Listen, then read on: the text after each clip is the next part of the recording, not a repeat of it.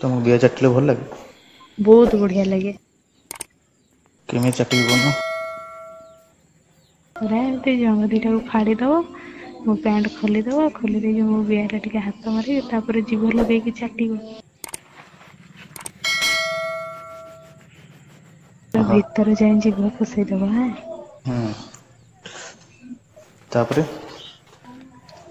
ତାପରେ ତମ ଇଚ୍ଛା ଯାହା ହବ ତମେ ସେଇଆ କରିବ। ମୋ ଦୁଧରେ ଟିକେ ହାତ ମାରିବ, ଟିକେ ଚିପିବ, ଟିକେ ଖାଇବ ଏସବୁ କରିବ। ତାପରେ ତମ ବାଣ୍ଡକୁ ମୁଁ ଚାଟିବି, ଖାଇବି। ଡବଲ ତମେ ମୋର ଖାଇବ, ମୁଁ ତମର ଖାଇବି। ତମେ ମୋ ବିଆକୁ ଖାଇବ ମାନେ ଚାଟିବ, ଆଉ ମୁଁ ତମ ବାଣ୍ଡକୁ ଚାଟିବି। ଭଲେଇକି ଚାଟିବି।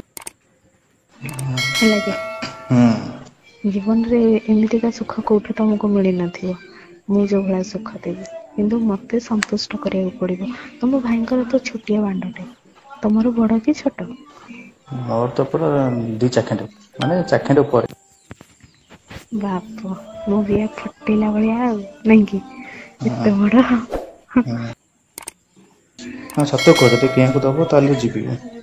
ସତରେ ଦେବି ପା ମୁଁ ତମକୁ ଯେବେ ତମେ ଆମ ଘରକୁ ଆସିଥିଲ ସେଇ ଆଗଥରକ ମୁଁ ସେବେଠୁ ଦେଖିକି ମାନେ କଣ କହିବି ତମକୁ ଦେଖିକି ମୋର ବହୁତ ଇଚ୍ଛା।